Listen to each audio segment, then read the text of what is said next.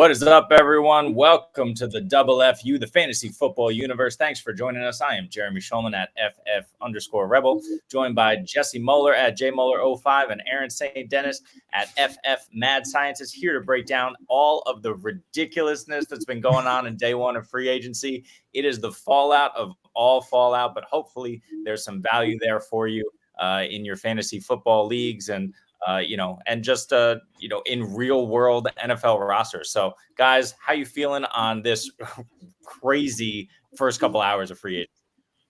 Overloaded with information. There's so much going on. It's like impossible to keep track of, right? We keep talking about, this happens, and then boom, here comes the Gardner Minshew drop. Oh yeah, what's gonna happen? It's an endless stream of just nonsense going on today, but it's what we're here for. We're degenerates, we love it. I'm in Canada, so last week we had the NHL trade deadline. And I never realized, I'll watch it, and it's 8 hours of a bunch of guys sitting around a desk with their heads like buried in their phone like this, and they'll look up and say, this guy was traded. That's kind of how I feel now. Like we're doing a show, but I have my phone in my hand as the updates just keep coming in faster than I can write it down to update our sheets. So it's wild. Imagine Adam Schefter and Ian Rappaport right now and what their lives are like in the last couple hours. It's been absolute insanity. But hey, forget that. Let's jump into it. Let's talk about where some of these guys ended up. And, some of these names you already know, but more importantly, let's talk about kind of the fantasy fallout and what we can expect. So we're starting with quarterbacks here. As you can see, there's three big names, if you want to call them big names. We got Kirk Cousins, Mitch Trubisky, and Russell Wilson. We got to start with Kirko. Kirko Bangs, whatever you want to call him. Two chains over here. Kirk Cousins, going from Minnesota, of all places, to Atlanta, where he belongs, wearing the jewelry. Kirk Cousins is all of a sudden the prize of free agency. What are we thinking about this fit, both for reality and fantasy? What do you like about it, Jesse? It's fantastic for our boys who have struggled with just the just disgusting quarterback situation in Atlanta the past few years. Now we get someone who's the prototypical statuesque quarterback who it's like him and Matthew Stafford are the two guys that just absolutely pepper their guys with targets to support them for fantasy. So if you have Drake London or Kyle Pitts, you're loving life right now because they have an actual capable NFL quarterback who can run a complex like scheme and offensive. And by the way, he's the best quarterback in that division. So they're going to be the betting favorite to win that division now. Sorry, Baker fans, like Kirk Cousins is better. I just hate to break it to y'all. But yeah, so I think that's just by far the biggest fantasy fallout because it affects that entire offense. Bijan's going to be better because it's a better offense too. So like all the Atlanta weapons are probably going to get steamed up now because of how good Kirk Cousins is at supporting them for fantasy. So overall, that's the jaw dropping. And I think Kirk Cousins has made over $400 million in contracts so far in the NFL. My dude knows how to get paid. So congrats to him. Yeah. My takeaway is that the buy low window for Pitts and London just very quickly turned into a sell high window. So I see people lose it already. Yeah, get out now. I was saying to somebody, I said, at this point, I would sell a kidney to acquire Drake London in Dynasty, and I'll have to because his price is through the roof. I think yesterday it was like he was like back end wide receiver 2, like wide receiver 22 prices. I think if you go on KTC, you can still see where those rankings are, or Fantasy Pros as well. And right now, he's got to be borderline wide receiver 1, top 12, at least when everything solidifies and the rankings come out. What are you guys thinking about Drake London and Kyle Pitts in terms of where they will rank at their respective positions in Dynasty? So I'm looking at Dynasty Data Lab right now. London was already a 4th round pick.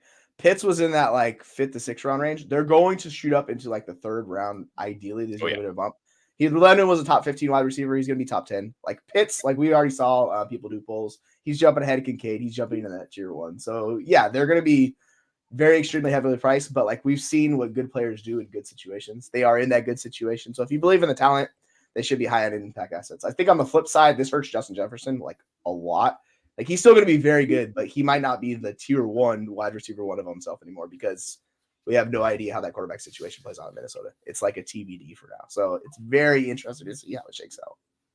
Looks like I'm going to have no shares of Drake London or Kyle Pitts this year. Would you say Kyle Pitts or Drake London was going to be up to 10?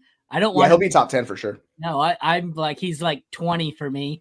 And Kyle Pitts, I'm not taking inside the top 6 tight ends. You said rounds 4 and 5 for them. No, thank you. I will have no shares of any of them. No, that was where they were before. So like we're like look at the price we have. We have Chris Olave, Tyreek Hill, AJ Brown in that free range. Like, would you rather play for Chris Olave in the New Orleans situation or Drake London? Yep. Because I played for Drake London every time over Chris Olave. Nope. I I'm agree. taking Chris Olave without even thinking about it. I'm not even close. I guess why? All right, Because he's out there. I guess. Well, let's do it this way. Let's take a look at. I'm looking at Fantasy Pros rankings right now, and considering kind of where Drake London was, they had him expert consensus ranking so far. 40 experts. Drake London was wide receiver 20. That's going to change. Chris Olave, as you're talking about, was wide receiver 10. And this also has the rookies in there. So Marvin Harrison at 6, Malik Neighbors at 11. So right now, if we consider a few of the wide receivers who are around Drake London, Rashee Rice, wide receiver 21, or Drake London, wide receiver 20, who you got? London, not even close. Aaron? Rashee Rice.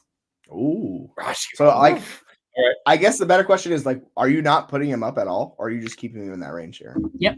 No, I'm putting him up, just not much. I don't have the range in front of me. I'm sure there's someone I'll bump him ahead of. It's not Rashee Rice. Like I love me a good quarterback upgrade. He upgraded to Kirk Cousins. The other, I think Rashee Rice has a pretty good quarterback though. Yeah, he does. He does. Wide receiver 22, Rome Odunze, or Drake London. Are these redraft rankings or these? Because this is redraft, right? Dynasty rankings. 40 experts. This is Dynasty.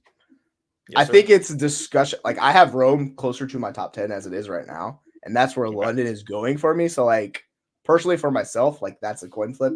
It really comes to situation. If Rome goes to the Giants, like I'm just gonna prefer London. Like that's what it comes down to. So if Rome ends up with like Herbert and the Chargers, I'll probably take Rome. But like that is real close. It's just that situation split a difference on those two because I love both those guys.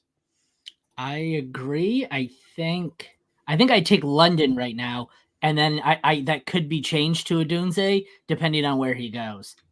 Yep. Here's one more. It's a difficult one for me. Wide receiver 19, Nico Collins, or wide receiver 20, Drake London. Who you got? I slightly prefer London, but it's the same tier. Yeah, I agree. I mean, right now, Drake London is behind guys like T. Higgins. We don't even know where he's playing. DK Metcalf, DJ Moore, Michael Pittman, Devonta Smith. So certainly we're talking about dynasty, but all of these guys, youthful assets. And when we have Kirk Cousins slinging it for potentially 4 years, totally healed, I think London's, like Jesse mentioned earlier, is going to climb up the ranks. Last question I have about Cousins before we move on. Are we at all concerned about this Achilles injury hampering his play at the beginning of the year? Or do we think he's just coming in, wheels up, and that offense is rolling from week 1? What do you think, Aaron? Actually, I was hoping you would take it because I'm looking something up before. Based on his contract, that tells me they have enough confidence in him where they're like, you know what, even if you struggle early on and taking time to get back, like you're going to be that guy we expect you to be previously. So my concerns are kind of going to the wayside. Like I've always been a big Kirk Cousins supporter. I think he's a very good NFL real life quarterback. Not elite, but he's in that tier below, kind of the Jared Goff, Geno Smith type range of quarterback. Like he's in their tier. So I think he's good and he will be fine. It just may take him a little while to get back to who he was. I don't know if he's ready, like full speed again for week 1, but I don't think it matters because it's not like he's a rushing quarterback. So yeah, I worry a bit, but they signed a 4-year deal. I worry less in Dynasty. I'm not sure based on how much this is going to, well, I guess, we haven't discussed that. Do you think this helps did Kirk Cousins go up or down moving from Atlanta to Minnesota for you guys? That's the one I don't know because I think it's probably a down. I think it's more neutral with Cousins, just because like what he's done his entire career, you kind of know the quarterback of the offense he runs. Like with his age, he's 36. Like it's really hard to push him up too high with Dynasty, right? Because he is older. So I think you're just paying for production.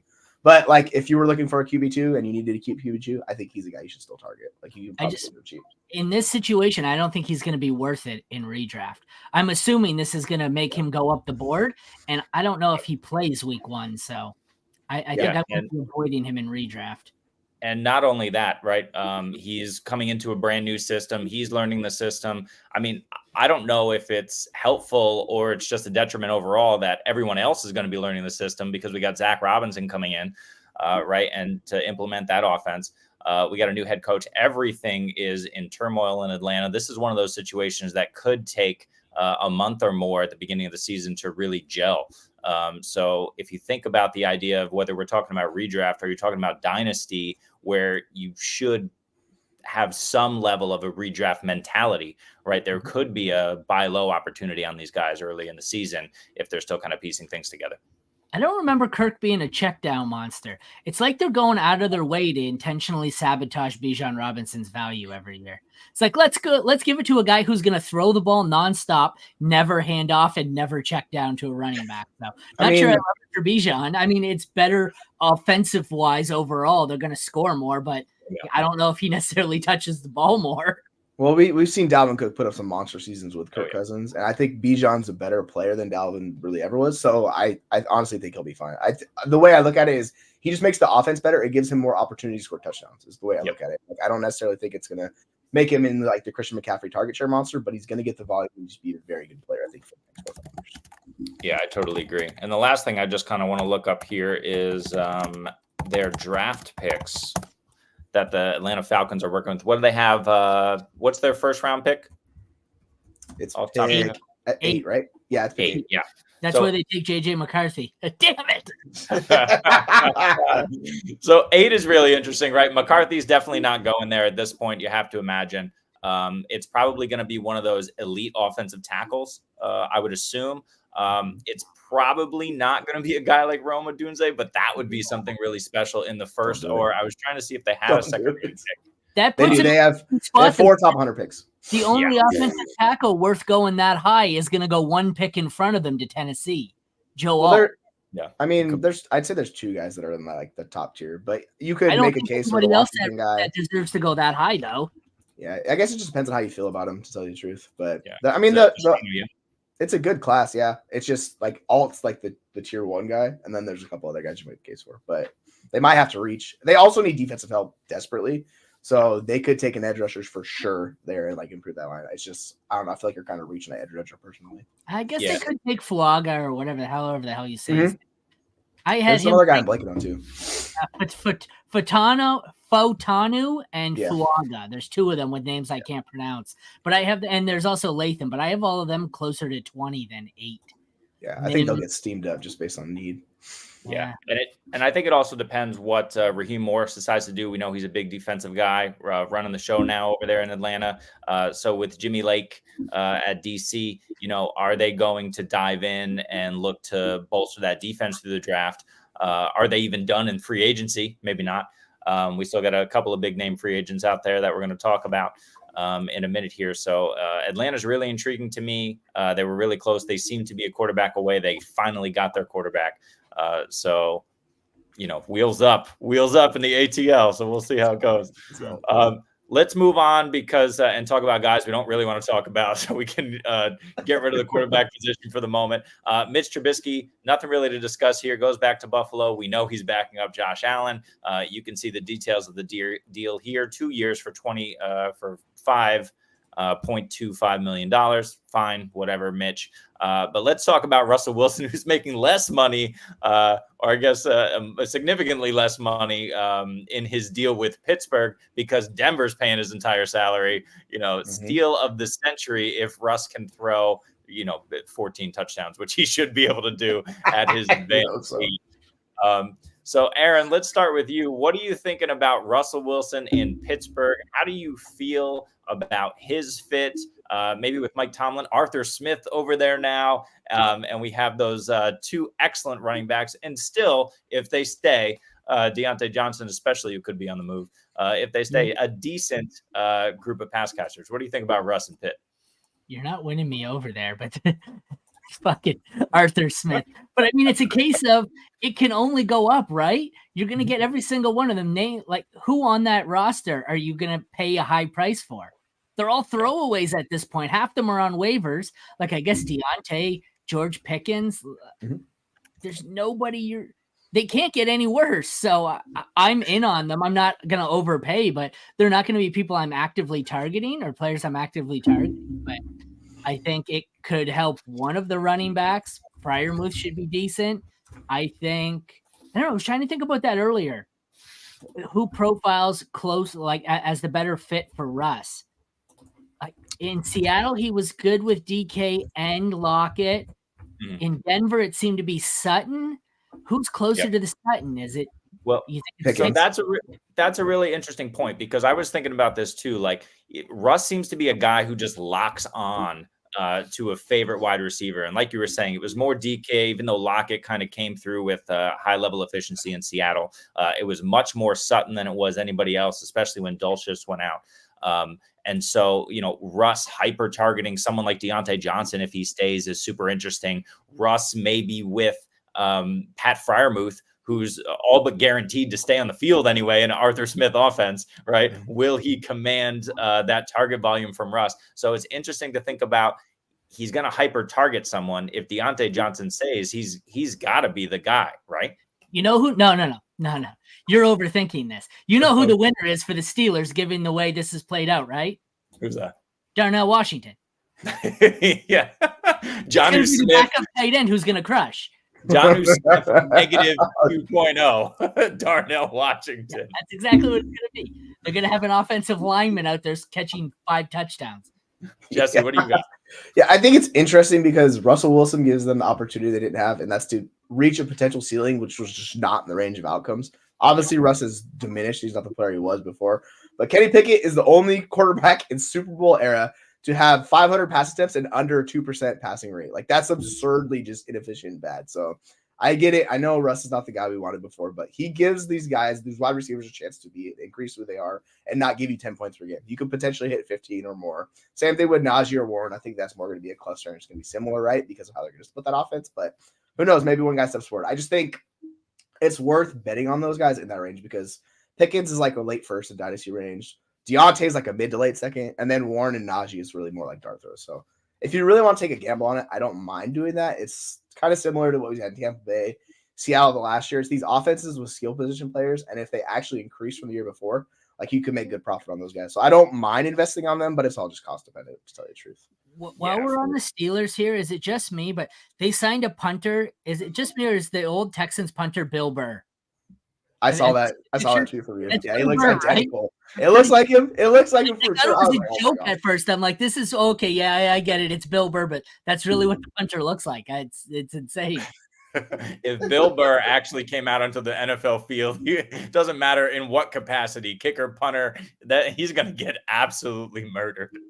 And he'd have plenty of material for years to come Right, for that for sure. For me, look, I think if Deontay Johnson stays, he's still got the juice. He's going to be able to get open. I think he becomes the clear-cut number one. I actually like Pat Freiermuth in a Russell Wilson-led offense. I don't think he's like a top 8 fantasy dynasty redraft tight end, but he could sneak into back end tight end 1 numbers and give you some usable weeks. So certainly in best ball, I think he's worth a late round flyer. And if you pick him up and stash him, maybe he just develops a rapport. Maybe there's some injuries to some key pieces. I think that's fine. With George Pickens, I was never really in on Pickens because he was this big boomer bust guy anyway. I don't think there's a way that George Pickens stays consistent, especially with Russ. Do you see any hope for a consistently elite George Pickens with Russell Wilson at the helm? Well, the one thing Russell Wilson's always been good at is the deep ball and throwing the deep ball. Like he drops it in the bucket, and that's George Pickens' game, right? Like he can. We've seen the things he does. Like he's able to break big plays and do things that Deontay really can't. So I think if you're looking at it that way, he gives you these like boom weeks where he could literally go off for 30 fantasy points a week. I don't know if it's going to be consistent to your point, but they both were like neck and neck on like targets and target rate and stuff like that. So I think it's going to be interesting to see who develops the chemistry better between those guys. But if I'm getting Deontay like multiple rounds later, personally, like I still think he's a good player. I'd just rather prefer that than Pickens. But you're saving off like 6 years with George Pickens in Dynasty. So there is the flip side of that too. Yeah. We taking Pitts over Freiermuth? Oh, 1,000%. Yeah. Oh, yeah. But Aaron, I've got a more important question. Does Arthur Smith let Russ cook? Order takeout?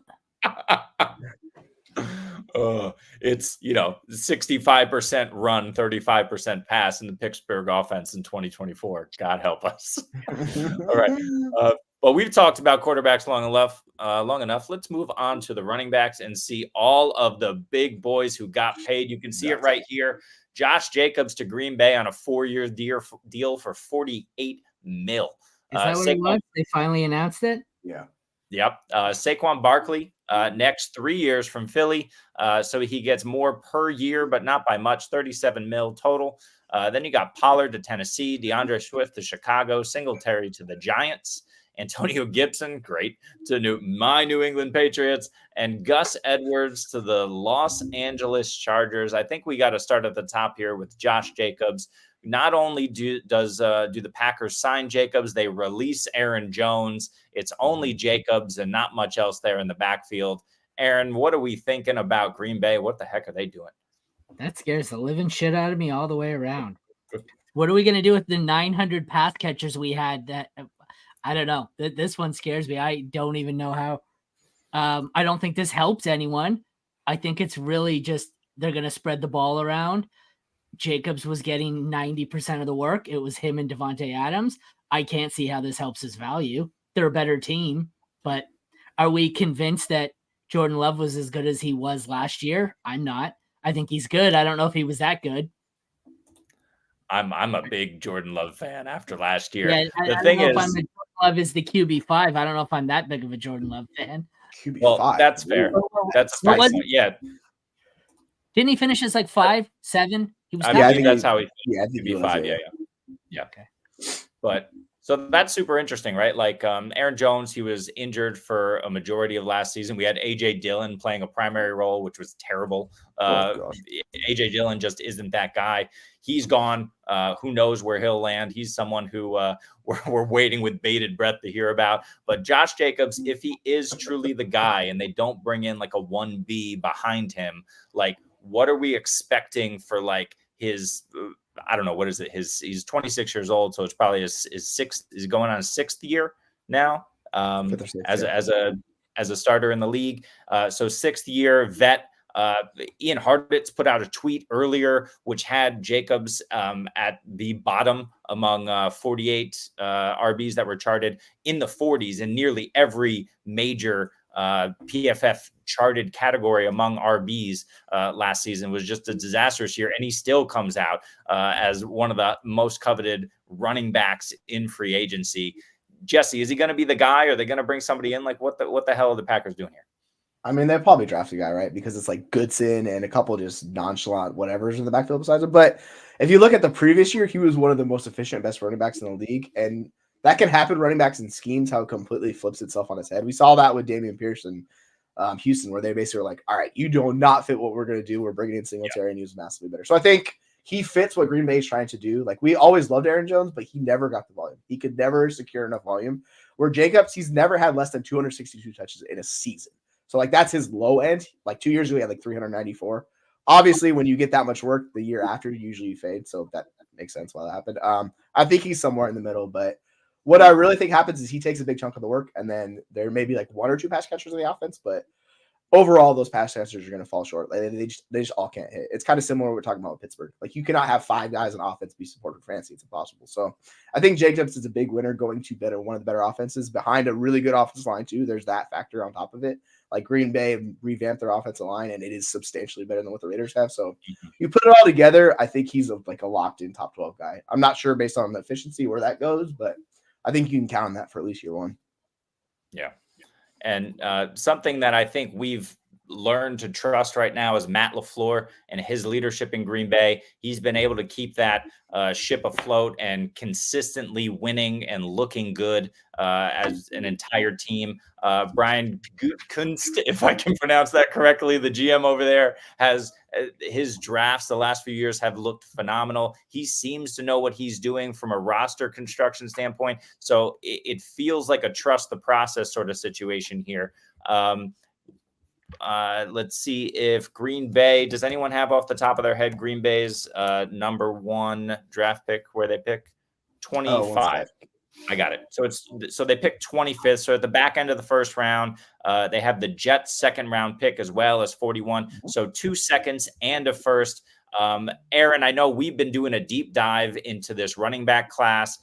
They should not be picking a running back in the first. But if they go running back in the second to, even further solidify this offense, is there any like a rookie running back that you think would fit alongside Josh Jacobs in Green Bay? If they spent a ton of money on a free agent running back to then use a second round pick on a running back, they should be executed. welcome to the Seattle Seahawks lifestyle, my friend. It's a fun life. Let me tell you what. It happens, man. I'm in favor of Pete Carroll being executed. Trust me. So, it's not in this running back class. There's no one I'd want. There's no one I'd want in this draft class that I would take in the second round period. All right, 2/3. They got 2/3, a fourth, a fifth, and a sixth. Any running back that you think would fit there in the class? No, with what they gave Jacobs, they shouldn't need it. Like, he should be their 3 down back, right? He should be he should be Aaron Jones plus, because he's theoretically a better runner and a slightly worse pass catcher. So it's not like they need a pass catching specialist. That should be Jacobs. It's not like they need an early down grinder. That should be Jacobs. For what they paid him, he should be their every down guy. And then you'll just have a 6th rounder or whoever the hell. Who was it? Is it Patrick Taylor, the back there still? There's hits like him and somebody else. Yeah. They should have someone come in and spell him every once in a while, but I can't see why they would waste significant capital on someone who should be a backup. Like, you don't burn that much money and then say, well, I guess Seattle does, but I think it speaks to more this class and the lack of skill position talent in the running back room. Like, we're seeing how the free agent market is playing out. Interior offensive line are getting paid, defensive tackles are getting paid, safeties are getting paid, running backs are getting paid. It just speaks to like the premium and what's available. And so like teams are like pushing money into where they can. And the non-premium positions are getting paid because these are skilled position players that are still good, and teams have a boost in cap money. So this seems like a very weird free agency year. Like, I think it's gonna stand out, to tell you the truth. Yeah, and it was a really interesting point. I wish I could give it credit. I listened to a few too many podcasts, but it was a Matt Waldman, Sam Monson type point. And I think I've heard a few people make this point that because of all the NIL deals that are going down in college football, right, because of the weird COVID year, right, we have a bunch of prospects coming out who spent 5-6 years in college, who are 24, 25 years old at this point. It's just kind of we're in a strange situation here where a bunch of guys who we thought were coming out are actually going back to school. A bunch of guys have come out a lot later than we expected. So it's really a weird situation where the back end of the draft, day 3, is likely to be one of the worst that we've had in recent memory, just because the depth isn't there beyond round 3, round 4 in terms of, a quality talent that's going to stick on roster. So I think that speaks to your point, Jesse, of like free agency, just day 1 going insane and everybody spending up, especially in this RB class. Let's move on to talk about Saquon Barkley in Philly. I mean, this to me is probably the biggest bombshell here. Not only does Philly get a legit running back that is not Miles Sanders, not cast off DeAndre Swift, not old and can't even get on the field, Rashad Penny. They finally have their RB1. Hopefully Saquon can still be in his prime at this point, but does he even need to be with Jalen Hurts in that offense? It's just exciting. And considering the fact that he comes over from division rival New York Giants, this is pretty ridiculous. Okay. What are your initial thoughts on Saquon? How can this be good for Saquon for fantasy? Explain. Okay, he couldn't get more volume than he was going to get last year in the Giants.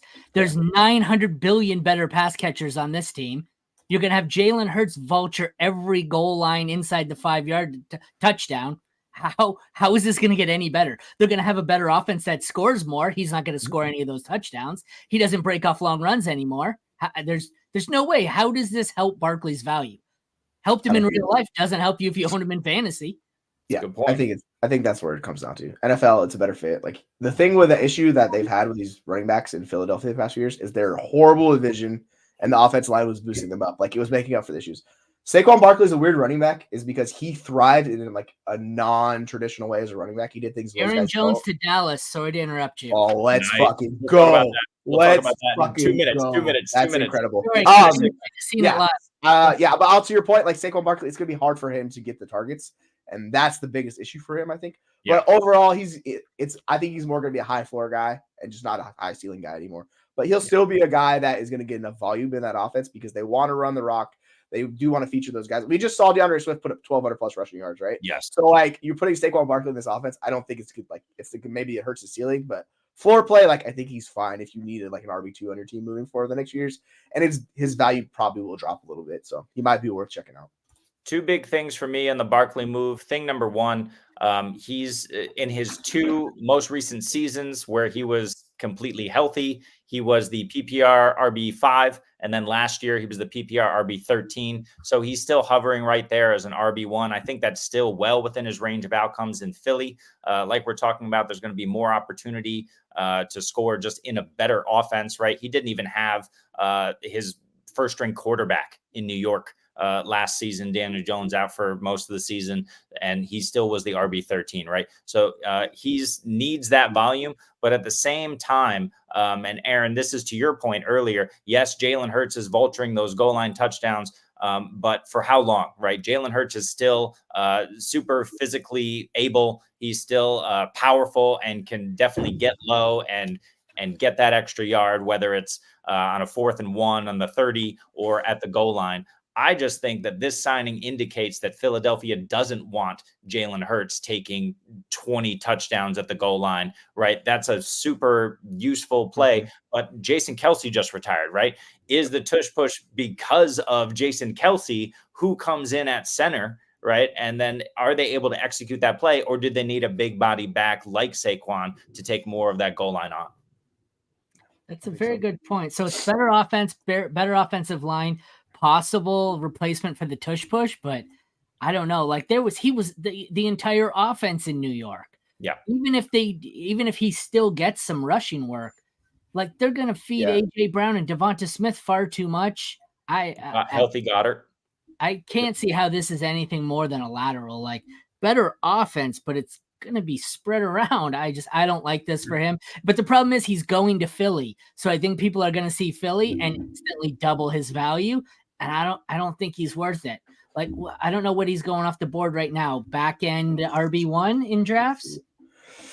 In Dynasty, he's RB12. He's going like the mid-6th round in Dynasty startups right now. So like he's already kind of discounted based on his age and people would think of him in these drafts. Yep. I do think to your point, they do want to kind of take some of the pressure off Jalen Hurts, right? That just makes sense because like no matter how big he is, we saw Cam Newton break down over the course of time with these rushing tips. Like you could be the biggest guy in the world, you keep taking shots and doing these. It will wear on you. And we saw Hurts was dealing with an injury like the main part of last year too. Like he was not the same athletic guy he was the year before. So I think you bring in Barkley and a better offense, he'll be more efficient. He might not get, 30 touches a game. That's fine. But he can get up to 20 and he can be an efficient back in that offense and scored like. So I think overall it's probably close to similar how it shakes out. It's just like you're not getting the RB1 finishes. And that really wasn't in the range of outcomes to begin with anyways, I don't think. And like you were saying, over the last 3 seasons, Barkley has 57, 76, and 60 targets a season. That's going to dry up. We're hoping for 40 targets within a Jalen Hurts offense. And we're hoping that there isn't an RB2 who takes off some of the load because as we know, these running backs, these backfields are becoming committees more often than not. Let's get into the breaking news that we just had here. Let's see if I can refresh and get us an updated. I'm waiting because I don't have that on confirmed yet. Okay. I haven't seen it anywhere. I seen it. It was either Schefter or Rappaport because that's what I'm getting live from, but I don't know what they said if that was in talks, but I did what you did. I went to refresh and now I can't find it. So let's hold off on that one. Okay. So then let's talk about Tony Pollard here going to Tennessee. I don't think that's an ideal landing spot for a number of reasons. For Tony Pollard truthers, for Tyjae Spears truthers, for anyone who wanted to see either of those two, Pollard or even DeAndre Swift go to the Houston Texans and like form an ultimate offense, right? I was hoping for a lot of these things to happen, but Pollard to Tennessee is kind of one of the more disappointing ones in my view. That team and that offense is still developing. How are we feeling about this? And what are we thinking about Pollard's and Spears' value now? But not great. doesn't great. it go back to why you don't buy in the offseason? Because Mhm. everyone jumped in on Spears. What was he up to RB8 at some point? You had to he's- know. He was up there. He's going for a This first. is with what did we say with Zamir White? They're Yep. gonna add someone or they're gonna draft someone. You knew it's not gonna be Tyjae Spears. What did he go in the third round, fourth round? He was Late he was third, I think. he was on KTC. He was up to RB 13, I think, at one point. He was RB, 15 or 16 on Fantasy Pros. He's still, people. Yeah, you were right. People were taking him in the third round of startup drafts because they're like Tyjae Spears. He's the new Tony Pollard. He's the new, he's the new hotness in the backfield on his own. And that's not the case now. Him and Pollard share a backfield. People miss the point, though. You buy Chase Brown. You buy these guys before the stock goes up when they're almost free. You can't buy Tyjae Spears when he's at RB11 price because he can only go down. He wasn't going to get this to himself. If you're going to buy a player like Spears, wait until the season is about to begin and invest then, or mid-season. By the time you know what's going on, like, you know what I'm saying? Like, you do it now. You're just asking for risk. And this is the problem I think a lot of managers had. Like, I shared a trade the other day where somebody sent 2 firsts for a bunch of old guys who are in uncertain free agent situations. And I'm just like, why the F would you do this? But to look at his value. So he's going right next to Josh Jacobs. He's RB14. He's RB15. Behind that is Javonte Williams, DeAndre Swift, Alvin Kamara, Najee Harris, David Montgomery, Ramondre Stevenson. I mean, you could make a case for him in that range, but why is he a top 15 running back before we know how it shakes out in Tennessee? That was my biggest issue. I was like, dude, you're spending premium capital. You don't need to spend on him. That's always just, it's a flawed move because there's too many ways for it not to hit for you. Yeah. And if you're talking about Tyjae at RB 14 and what is it, Ramondre at RB 20, I feel like right now after these 2 signings, you can flip them, right? Yep. Ramondre is going to have plenty of work because Gibson's not carrying the mail there in New England. And that's what we want with running backs. We want the talent, but we want the volume as well. And we know Tyjae Spears, that's cut in half.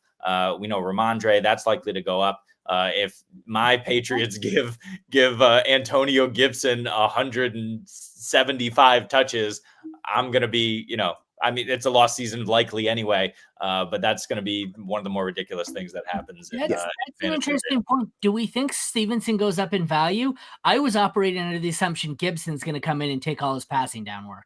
I don't think he's going to because he's not the best. His issue is pass protection and the things he do. I made a comment, there's no way in hell Bill Belichick would sign this guy because of his issues he has as a running back. So it's it's a completely different scheme, but I think Ramondre is just a better player, to tell you. So what do they bring him in for? If he's not going to come in to be a pass catcher, why did they sign him? He's the 1B. They signed him for $3 million a year. I think they needed another body in that room. He's the 1B would be my assumption. Where he'll come in and play some here and there, but I still think Ramondre is the guy. Well, and all right, so we're switching to talk a little bit. Let's talk a little bit about Antonio Gibson for a second. So 3 years, $11.25 million to the New England Patriots, and that's the thing that I'm thinking about, right? Previously, we want Ramondre back there because he was a great pass protector for Mac Jones. Mac Jones is off to Jacksonville now. The Patriots are either going to draft a quarterback at 3 or bring in, a Sam Darnold on the cheap and continue their multi-year rebuild at this point, which personally I would prefer, and trade that 3 and pick up some picks. Whatever shakes out, let's assume it's Daniels for a second, or even a Fields anyway, a mobile quarterback. We don't necessarily need Ramondre back there pass protecting because we know the quarterback's not going to check down and that quarterback's just going to take off from the first sign of pressure. Makes sense to me. I just don't know. Honestly, I don't know if there's upside for either one of them, really high end upside. It's just the price point from him for Gibson was RB44 right now. He was basically free in the offseason. So if you wanted to buy him beforehand and hope it worked out, I totally get it. At that price point, it's completely different than a Tyjae Spears where you're paying premium prices, right? If you're taking a dart in a mid-third round and you're throwing it to Gibson and you're hoping it works, there's upside in that situation. He lands in the right spot. But where he's at right now, I'm not sure if it could upside at all. Yeah, I feel that. Let's not talk about him anymore. Let's talk about DeAndre Swift to Chicago, joins a crowded backfield. My biggest concern with Swift has never been the talent. It's the fact that coaches hate him, and the fact that he's coming from Philadelphia, where that offensive line was one of the best lines. It certainly was the best line in the league. One of the best run blocking lines in the league, and one of the best lines in the league for years. And we saw Miles Sanders absolutely torpedo his value because he was just bad, but look great behind that Philadelphia offensive line. Are we to believe that DeAndre Swift has just become a significantly better running back simply because of his time in Philadelphia, or is his production more a product of that line? Now he's going to Chicago, where there's a lot in flux. It could be, and there's competition. Roshan Johnson, decent back, showed some flashes. Khalil Herbert has showed some flashes in his few years in the league, right? Those guys are closer to a DeAndre Swift level talent than Rashad Penny clearly was, than Gainwell and who am I forgetting back there? Boston Scott. Yeah. Right. So what are we thinking about this move here? Is he immediately the one? Does he matter for fantasy? What are we doing with Swift? I mean, he's at least in the Caleb Williams offense. And like we've seen Caleb Williams support, like he did this with Marshawn Lloyd. Like he supported him as a pass catcher. Like I think he gives you that, like that option to be that guy. But like overall, like I just think he's been an overrated running back for the last few years. The deficiencies are there. His vision sucks. So you definitely need the Bears offensive line to be very good to allow him to like do what he did in Philadelphia last year. Philadelphia felt like the best case scenario for him. Now he's going to a situation which is in flux, and like I have a lot of concerns and question marks about them paying him as the first running back of free agency. He was the first guy that hit the news this morning. It's like, why would you choose him to run that offense when you have all these other backs you could pick? So, I mean, we'll see if it's a Ryan Poles masterclass or not. I don't think it is, but you know, who knows? But overall, I'm just really not that interested in Swift in Chicago. Aaron, what are you thinking? It's got to kill Khalil Herbert, right? Is he a free agent? I don't understand this. They take an already crowded backfield and they add more. So Herbert's got to be gone. And then it's a split between him and Roshan. It pains me in my infinite shares of Roshan Johnson, but I don't know. Maybe not, because you assume 4 games in and any real workload and Swift to be hurt, but I think it tells us what they think of the running backs in the room by them to go out and pay like Swift that amount. I'd say is the best way to look at it. But here's the other thing, right? We're all assuming Caleb Williams, right? You're bringing in DeAndre Swift, who is not a good pass protector, right?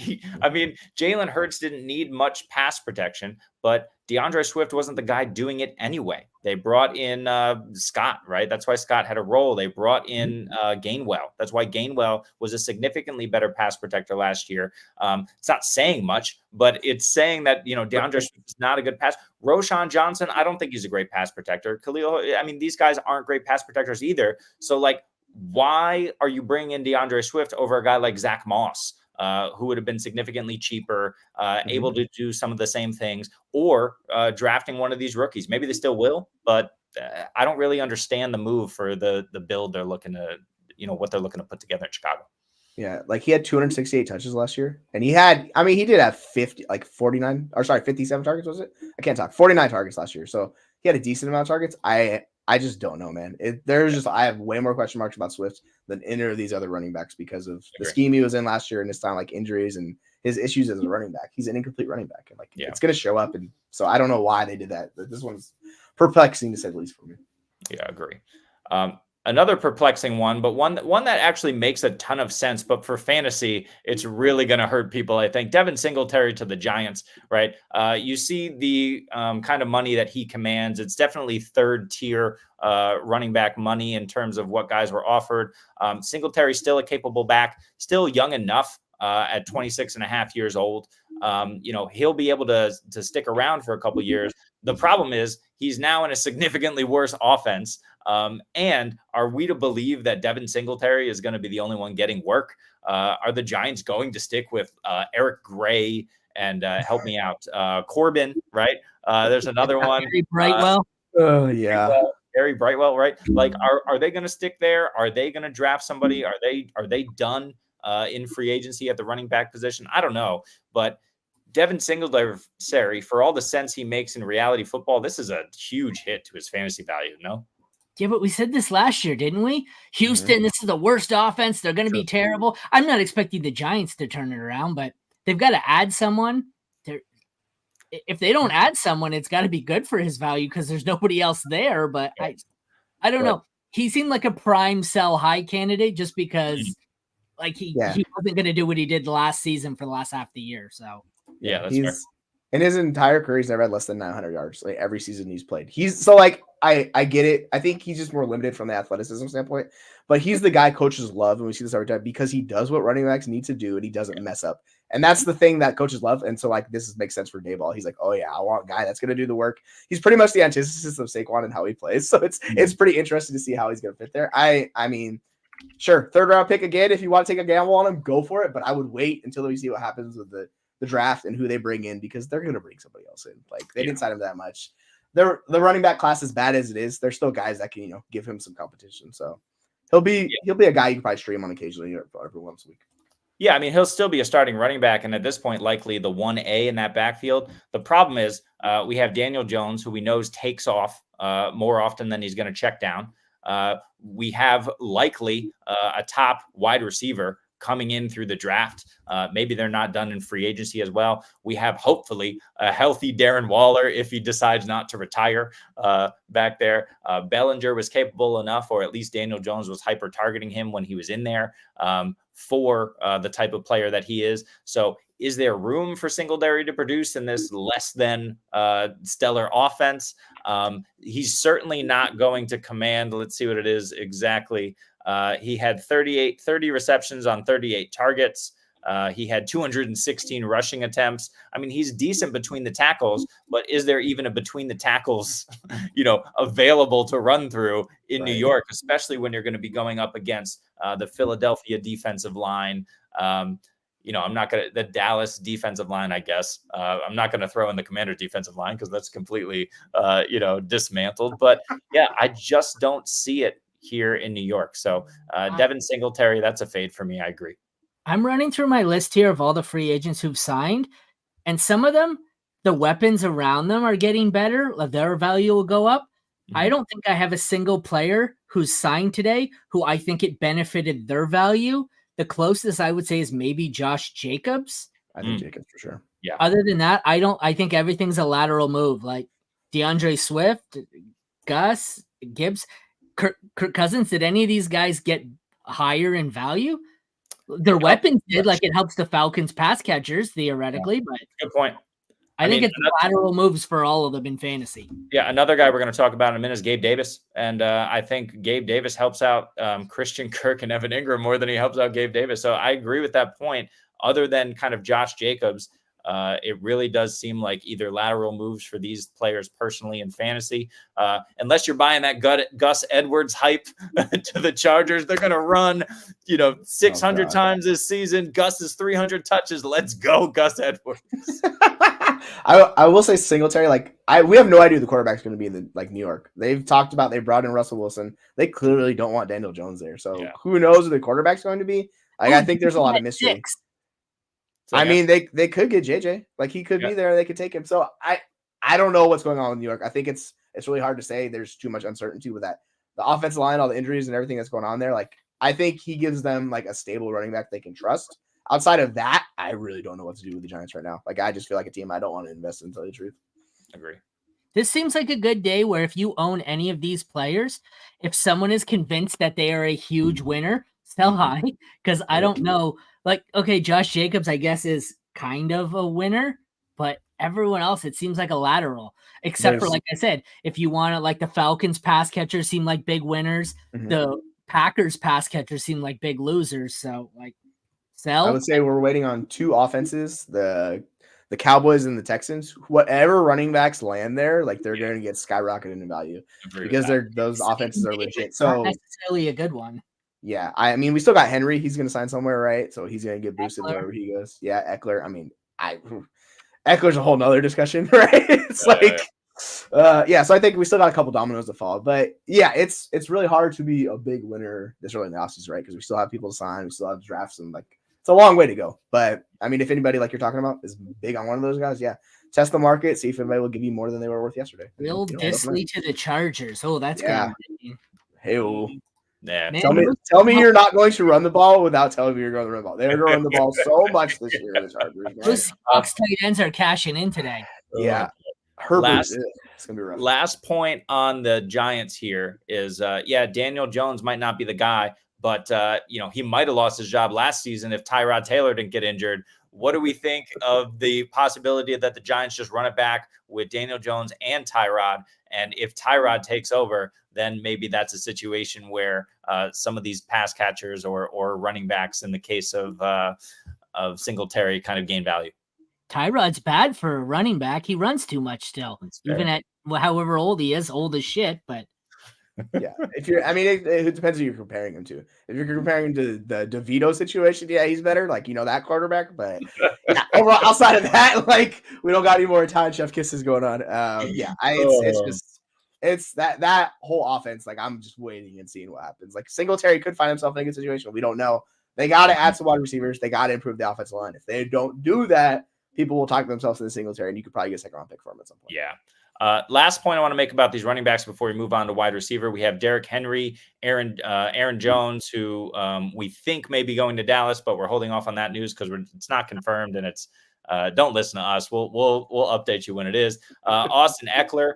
We don't know what's going on there. And then there's some lesser known guys or not lesser known, but I guess lesser productive guys who could still impact some backfields. We got Madison, we got Zeke, we got CEH, who maybe is a utilization issue, probably not, but maybe. We got Cam, if he's healthy, who knows? We got a J.K. Dobbins who's throwing out videos. We got A.J. Dillon. There's guys who are going to impact backfields. I don't think they're going to be useful for fantasy much, barring injury. But these guys are going to impact, what we think of current backfields, and especially Derrick Henry, Aaron Jones, and Austin Eckler, wherever they land, they're going to be at least interesting for fantasy, right?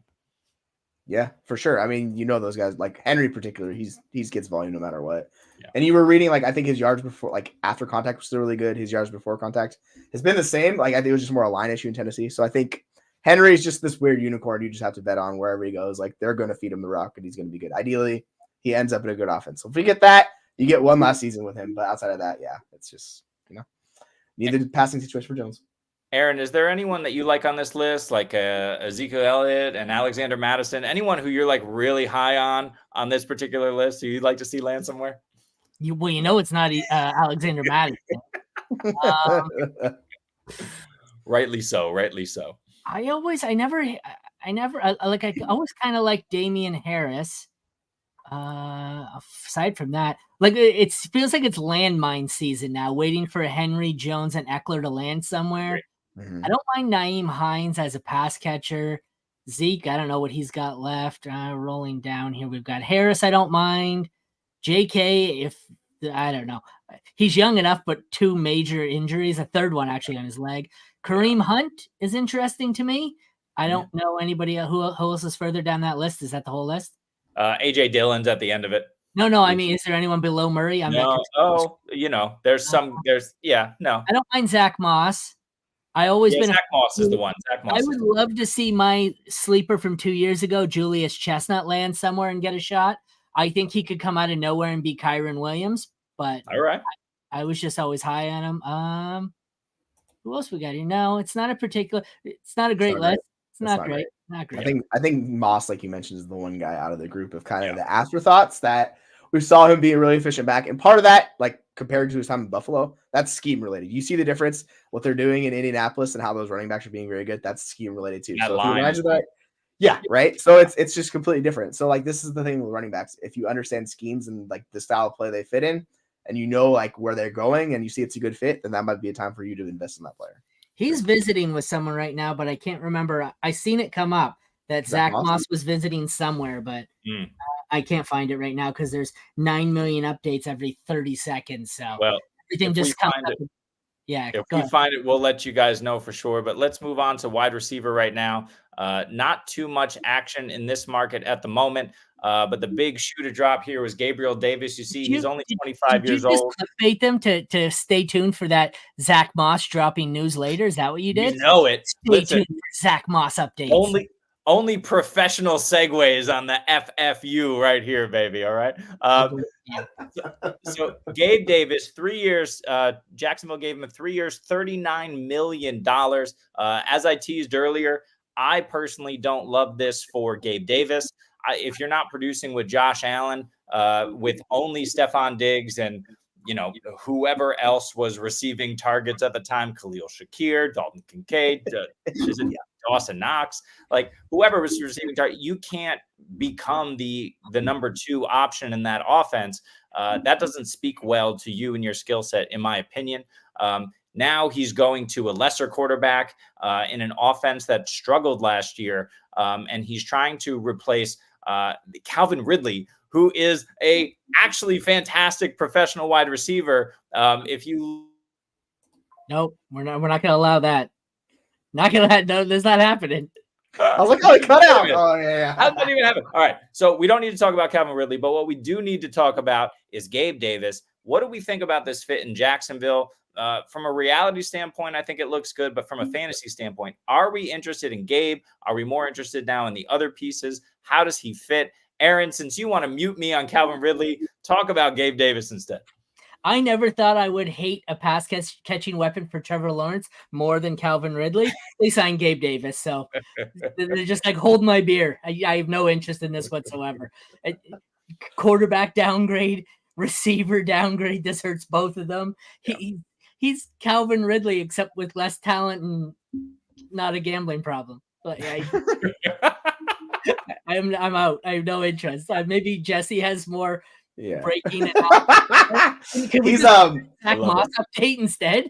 Yeah, right. Exactly. No, he's a better fit than what they were trying to do with Ridley last year. They were forcing him to play the X position. He can't play the X position anymore. Yeah. Like that's not who he is. He needs to be a flanker, off the line of scrimmage, beat the press, like that works. What you're doing with Gabe Davis, and this happens every fucking year with wide receivers who stretch the field deep, they get overpaid because it's very hard to find guys that can do that. This is the MVS shit we see every year, right? Where they're getting paid out of the, you know what I'm saying? I think Gabe Davis actually. Like he helps Ridley, or sorry, geez, I can't talk. Trevor Lawrence being able to push the ball down the field better. He does it better than Ridley. I think Ridley's a better overall wide receiver, but I think the scheme fit works really well with what they're trying to do there because they didn't have a guy that could do that last year. So fantasy wise, I think it helps Lawrence better than anybody else. Like I think that's the key winner of the situation. But for himself, like he's going to be a boom bust wide receiver. You know what you're getting. He'll probably pop off for like 2 times in the year where he has 150 yards and 2 touchdowns or something just ridiculous, right? But outside of that, yeah, he's the best ball in the guy. Yeah. Mark, one of the Ravens safety, Geno Stone, just signed with the Bengals. Lamar tweeted out at Geno Stone, "You're dead to us. You're dead." Lamar's great. That's so good. I don't think he's happy to sign with a division rival. Gotta love that competitive fire. Yeah, but like with Gabe Davis, I totally agree with you. Like whatever was going on with Calvin Ridley last year in Jacksonville was just not working. I mean, he was this close to, if you follow Ian Hartitz and you saw the videos that he put out like a 4-minute video of Jacksonville Jaguars pass catchers barely missing touchdowns. Either Lawrence overthrew him slightly or completely, or they didn't get their 2 feet in bounds in the end zone on the sideline. I mean, it was a disastrous video. Calvin Ridley was on that video 6 times and he scored 8 touchdowns. Calvin Ridley could have had easily 14 touchdowns last season. But we're talking about Gabe Davis. Calvin Ridley's gone.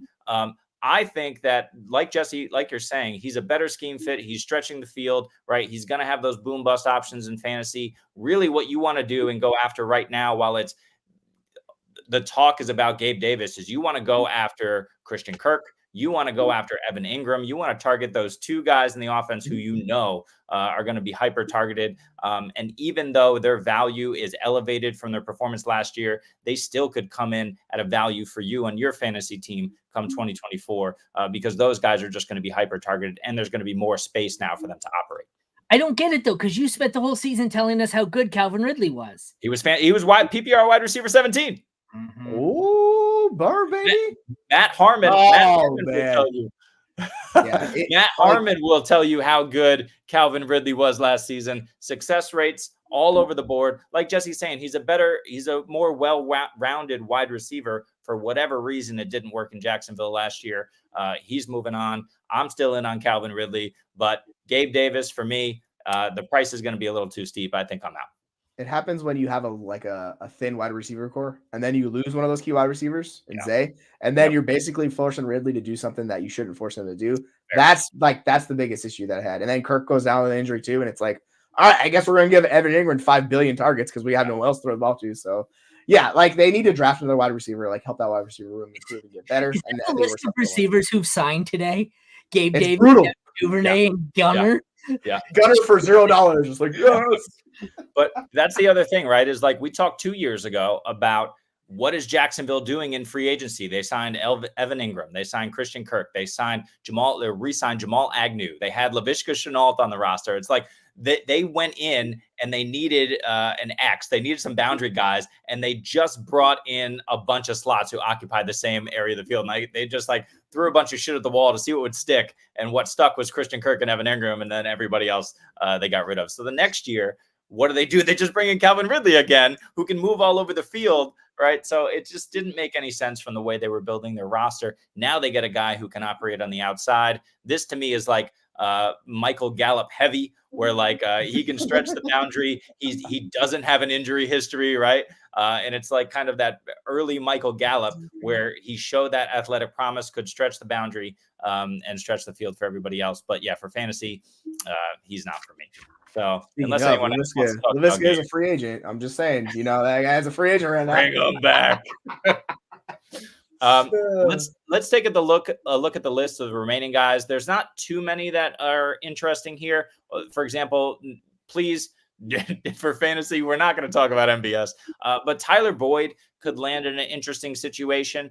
We have DJ Chark, who hasn't really shown out in the last couple of years and more a contested catch guy, but he'll be a name who people talk about once he's signed. But the big ones here, I think, are Hollywood Brown, Calvin Ridley. And then if you look further down this list, nothing really interesting. Darnell Mooney maybe is another name here of guys who can play. But I think we're really just talking about the two big boys, Hollywood and Calvin. Where do you want to see them land? What do you think their upside is wherever they go? I mean, it depends on if they're going to be a good offense or not with a good quarterback. Like if you're putting them with just like imagine like they sign with the Giants and they have no quarterback, I'm going to be like, cool, this sucks because it's going to be the same situation, right? But Hollywood's he's the younger guy and he has dealt with a lot of injuries. So like you kind of have the ebbs and flows in him. I still think he's a good wide receiver. Like we saw 2 years ago when he was healthy, like him and Kyler absolutely balled out early on. And then it's kind of it fell apart. Right. So he's not bad. I think he's a guy that can come in and give them a nice ancillary wide receiver too to a team that needs it. Or if it's send him to Dallas, I'm all aboard the Hollywood train. Let's go. Or even Ridley, because you can move Lamb and Lamb can go all over. So ideally, I think Dallas is like the best spot for either one of those guys. To tell you the truth. Yeah. How about you, Aaron? Any spots that you like? People who need a wide receiver who should just come get one of these guys, like Calvin Ridley? I was just thinking of that for the rookies. Even there's not a lot of spots here where there's a receiver that could go. That I love it. It's like Chicago, assuming we have Caleb Williams. Like the Patriots could use a receiver, but we don't know. We're assuming not at 3. I mean, free agent. No, I mean, or 3 wide receivers. Oh, yeah. Sorry. Yeah. No, I was looking at number 3. I'm looking at the draft board right now. That's why, assuming they take Daniels or May at 3, the Cardinals could use someone. Like Hollywood. The Chargers could use somebody for sure. Yeah, it's just ugly. The Jets could use it too. Yep. Yeah, the Vikings stack receivers with no quarterback. That'd be interesting. I would love to see the Jets and the Chiefs go aggressively after a free agent wide receiver. I just think the Chiefs got really lucky in the draft, but they're looking at an aging Kelsey. We saw what happened to them in the middle of the season. Everyone was questioning if they could do it again. They did. But it was just Patrick Mahomes had to put them on his back. Kelsey had to come out of retirement to play premium playoff ball. I would love to see the Chiefs sign one of these guys. Hollywood Brown fit on the Chiefs. How does that make you feel about the Chiefs next season if Hollywood goes there?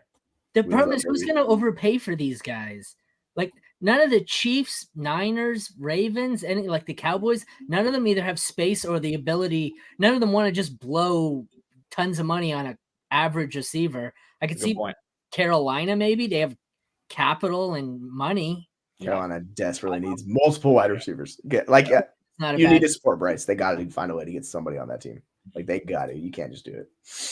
Yeah, but it's just to that point, the 49ers are 5th lowest in cap space. They're actually negative cap at the moment, and the Bills are 3rd lowest. They're negative 12 million underneath the cap. So yeah, those two teams probably unlikely. And I mean, Denver needs another wide receiver because they just got rid of Judy. Like, I know we like Mims a lot, but like, let's be real, he's shown next to nothing at the NFL level. So they need another wide receiver in that room. Like, there's teams that need like these ancillary pieces, like we're talking about. They can fit in well. It's just, they have the quarterback and the money. That's a good point. Let's talk about Judy real quick. Any thoughts about Judy's fantasy value since he went to Cleveland? I think it was yesterday in that trade. Do we think it's a positive move for him, negative move, neutral? And then how do we feel about his fit in Cleveland? I think it kills Elijah Moore. Like, I think that's what happens. Yeah. So anybody who had hope for Elijah Moore, like, he's going to be playing the slot, but why would you target Elijah Moore, who's been incredibly inefficient the last couple of years, over Judy, or, Amari Cooper, who's a better wide receiver than all these guys, right? So I think it helps Judy because it gives him the potential to actually do something better in an offense that's going to be a lot more pass heavy this year. Like, we see the moves they're making and how they're structuring this offense. They're trying to pass the ball a lot. We saw Flacco, they passed over 40 times a game. And I think the guy that really helps that offense, and I mean, it's Mr. Deshaun Watson. Like, he's the guy that if he shows you anything he showed like in the past, like, he's super cheap right now and discounted. So, like, you could make the case to go get Deshaun Watson. Giants are discussing a Brian Burns trade. Yep. So there's some of that cap and money going out the window. Yeah, that's been in the news for a couple hours now. Are we sure Deshaun Watson's better this year than Russ Wilson was last year? We don't Asking for a friend. We don't know. That's the thing. We don't know. But like, we don't giving him better talent in this situation. Maybe I think. Let me see his price right now. I think it's pretty discounted. I think I really had high hopes for Cedric Tillman. That kills Cedric. Yeah, Tillman. He's done. So is David Bell. He's done. Like, sayonara to those guys. Exactly. But here's the thing, though. Like, how are we feeling now about David Njoku? Is he going to run it back? Assuming Watson can be, 80% of what Joe Flacco was able to be last year. Right. I think there is some risk with him. It's just, like, we need the quarterback to be able to support him. So, like, this is with all these guys. If Watson struggles, they don't have Flacco, and I don't even know who's the backup. Is it DTR right now? Is he still the backup? It's like, if that's the situation, then it could be trouble. So I think you have to make a decision on if you want to invest in Judy or you want to invest in Njoku as the number 2 in that offense. And you could substantially hit or you could substantially miss depending on how those. I don't know. I think it affects Cooper more. I was always under the belief, I forget who says it. It might have been Heath who says it, where there's a separate bucket for tight end and wide receiver targets. And I don't necessarily think an extra wide receiver hurts the tight end. They're kind of a separate thing. I don't know. Yeah. I don't think it helps Njoku, but I think it hurts Cooper. But who else were they throwing to besides Cooper? Well, Amari Cooper's been in the league for 10 years, since he was in diapers. So he's only 29 years old, right? So the guy has been able to avoid injury. He's still viable for another couple of years. And he looked great last season when he was healthy, right? So that's really, I don't think Jerry Jeudy is going to come in there and take targets away from Amari Cooper. But Njoku is a mystery box now to me because he's hyper athletic. He showed he could do it, but is Deshaun Watson even going to look at him? Or is he going to look at Jerry Jeudy, who's likely to be, this faster mover, probably running crossers over the middle of the field and, making it a much easier target than maybe a Deshaun Watson, who's just, running hooks or running down the seam or whatever. It just means they finally have a receiver who can produce in road games. Finally, right? Yeah, and I mean, even Matt Harmon was saying like Amari Cooper had his best season as a pro last year. Like he was the most consistent he's been, and I know we to make the joke about road games, but he was better than he's been in a long time. So, I mean, part of that maybe was Flacco. Maybe even though Flacco was not really that good of a quarterback, it was a volume play, but he supported those guys. We'll see if Watson can. I'm not sure, but it's it's one of those dice rolls I don't mind taking with him. Yeah, agree. And in the last 4 seasons, were they all in Cleveland? Let's make sure. Nope. In the last 2 seasons in Cleveland, 132 and 128 targets. So we know he's still commanding those targets. Will Njoku keep it up? Will Jeudy do it? I don't know. I'm not paying the price on Jeudy to find out. That's for sure. I think if you have him, he's probably a hold or even a sell if you can get the right price for him. But, I'd want a high-end second in Dynasty for Jerry Jeudy. And if you're being offered a mid-second, I'd probably just hold him and see what shakes out. What do you guys think about the price on Jeudy? Yeah, if you give me a high-end second, he's immediately gone. I don't have any Jeudy, so I can't really speak, but you give me an early second, I'm immediately cashing out on Jerry Jeudy. Yep. What about David Njoku, who's the tight end 9 in Dynasty? Where are you guys at with that? Would you push him up or would you move him down or kind of keep him? I like him at that price. Yeah. Which is weird because I think the theme of this show so far has been sell high on everyone. Yeah. Like, what are some names around Njoku? so the next guy is Cole Kmet, and then it's Michael Mayer, Dallas Goddard, and then it jumps down. It's a pretty big drop off to like Dalton Schultz. I mean, if I had Schultz and you could tell me I could tier down to Schultz and get a plus on top of Njoku, I'd probably do that easily. But like, you know, then it's the Pat Freiermuth, Luke Musgraves of the world. It gets pretty gross after that point. So, you know, it's kind of in a weird spot. I think Goddard for me, that's where it got gross. Yeah, I think our concerns are quarterback based, right? They're not really player based. So Judy just goes to somehow potentially a worse quarterback situation than what he's been dealing with Russell Wilson in Denver. But that's it for wide receivers. Let's take a quick look at tight ends because why the hell not? But there's nothing real. Look, our biggest deal is Colby Parkinson, to the Rams. I think that's actually an interesting one because I'm not totally sure, and maybe one of you guys can correct me, but I think Tyler Higbee is likely to miss the beginning of the season in terms of his recovery from the injury last year. So that means that there's room for a tight end to produce in the beginning of the season. We also had hope for Davis Allen, who I think was a rookie or at least a second-year guy last year who came in and produced a little bit in short bursts in Los Angeles. So Colby Parkinson to the Rams, he's going to block, but is he going to be relevant because Matthew Stafford likes to target the tight end? No, don't. Let me just phrase. Sorry, I'm gonna stop right now. Do not talk yourself into Colby Parkinson. He couldn't do diddly poo in Seattle. It was rough, man. He's just it's just bad. Like his PFF rating's not good. He didn't earn targets. Like he's just a guy, and I think he's the long-term replacement for Higbee. But it's the same situation. People will talk themselves into him and be like super frustrated when he puts up 60 targets this season or whatever it is. Like I had to talk Seahawks fans off a ledge, and I was like, dude, it's fine. He's not that good. Don't worry about it. So. Yeah, like we're just gonna pass on him for sure. Yeah, for real. Well, how about forget him then, Aaron? How about Jonnu Smith in Miami?